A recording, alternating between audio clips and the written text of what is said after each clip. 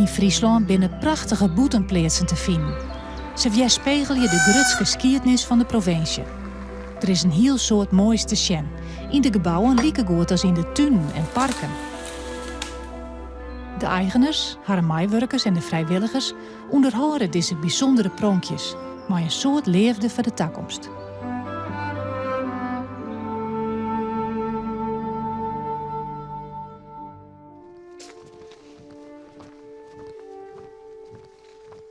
Friesland hier oont het hier section 50 net zo volle bosk, no wol.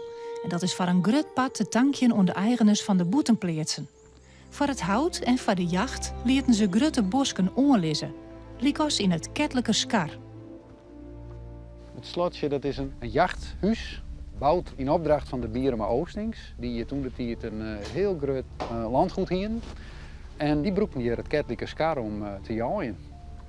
De Bierema Oostings, dat waren een broer en een zuster, die waren beide vrijgezel. Die gingen heel prot Europa in om te jaaien. Toen brak de Eerste Wereldoorlog uit en toen kwam daar een einde aan. En toen besloten ze tot de bouw van dit slot om vanuit Jere dus grote jachtpartijen te organiseren. En simmerdaags gingen ze dus heen om te recreëren. En dan waren weken voordat ze hun intrede in het slotje deden, dan moest de hele huishouding die moest hierheen om het spul kleed te maken voor het simmerverblijf. En elke dag kwam het eten van nou Oranjestein hierheen met de koets. En dan kon zij dat optjenen.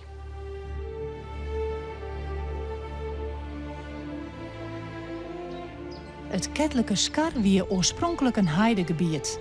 Grutte stik en heide waren in de 18e eeuw in cultuur gebracht voor de landbouw en voor de oorlis van bosken. Het gebied schutte dus nu heel oors uit als doel.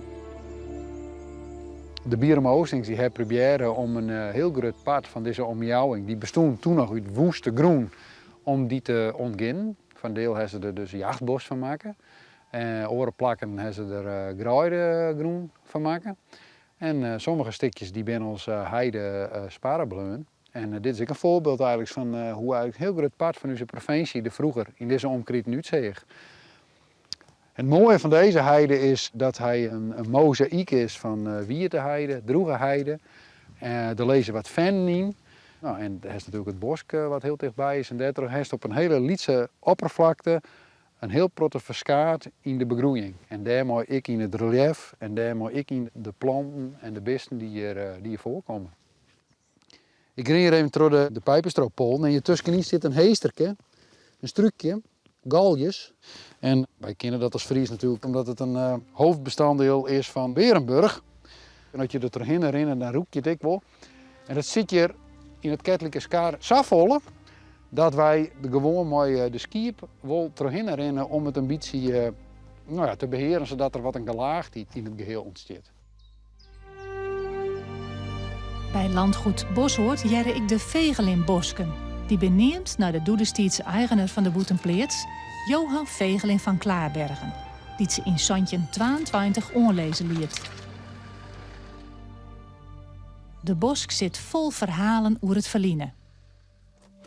Hier binnen we op de kruising van het Eerst-Westpad. Dat is hier al ontstaan toen de bosken online waren, omstreeks Santje 100. En dit leringpad, dat weer destijds na de reformatie weer de katholieke kerk in Nederland verbinden. En op de eerste kant van de bosken weer een schoolkerkje, waar ze dan stiekem bij me aan de kwamen. En vanuit het westen dus fietsen ze hier dan altijd door dit pad. En dat hier term het leringpad, omdat men dan dus naar de lering daar ging. En de bosken binnen doe ik online, maar een economisch doel. Want het weer hier eigenlijk alweer een vierde boel. En toen had men alweer rabatten ben dat maken, dat het wetter oorstromen kon. En toen bouwde men vooral eigenlijk een hakhout. Want de skiel waar broekt voor de leerlooierijen, het hout zelfs waar broekt vaak boerengeriefhout en kachelhout net te vierten. En de takkenbosken die gingen alweer naar de bakkerijen, waar ze de houtovens van de bakkerijen opstookten. Dus die bos hier echt een economische functie.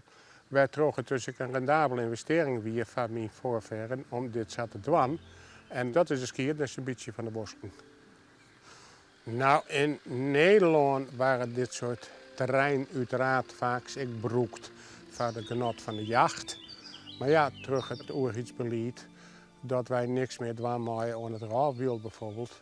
Eerder van het oorspronkelijk wild, de hazen en de eind en de verzanden is niet te overblijven.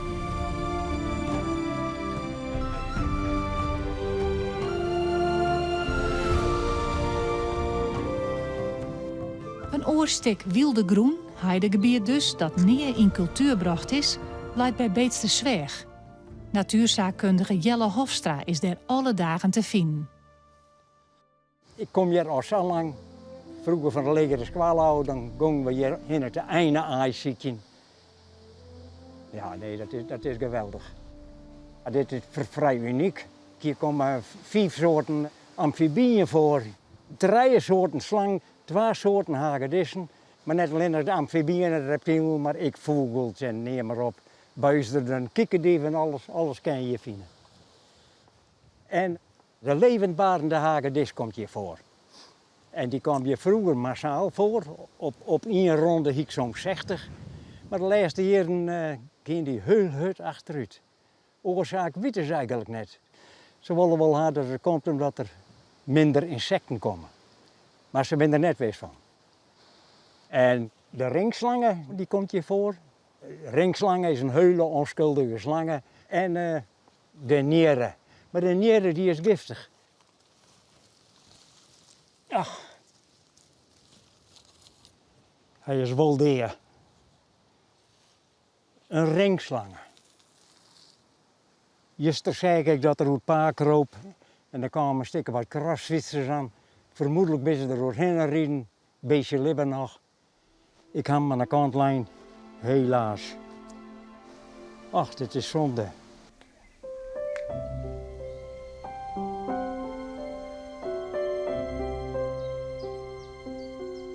Landbouw wie jettiets en is nou vaak nog een belangrijke bron van inkomsten voor de eigenaars van een landgoed.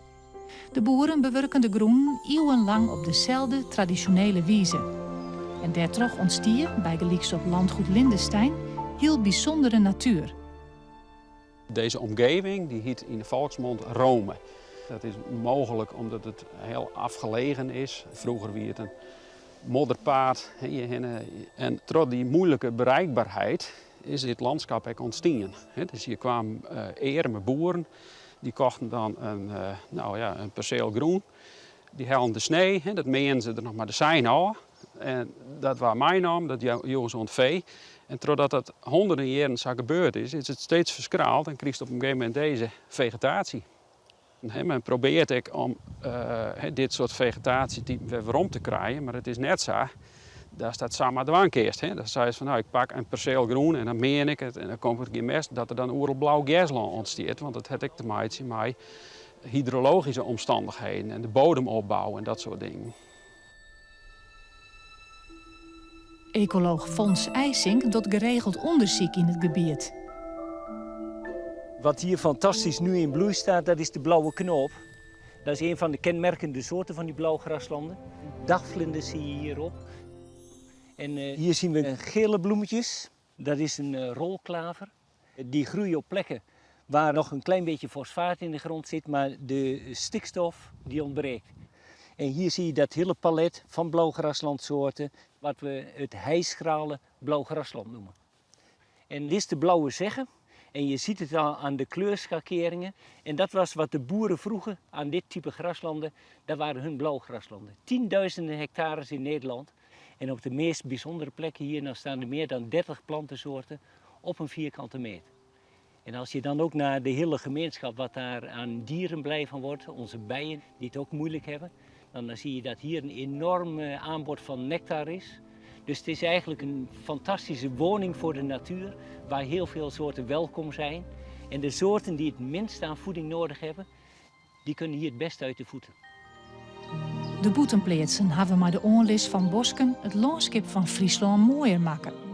En doordat ze eeuwenlang op dezelfde wijze beheerd waren, is op gewoon plakken ik nog eens heel bijzondere natuur ontstaan. In de volgende aflevering: hoe komst om genoeg yield om al dat moois op een boetenpleets in stand te houden?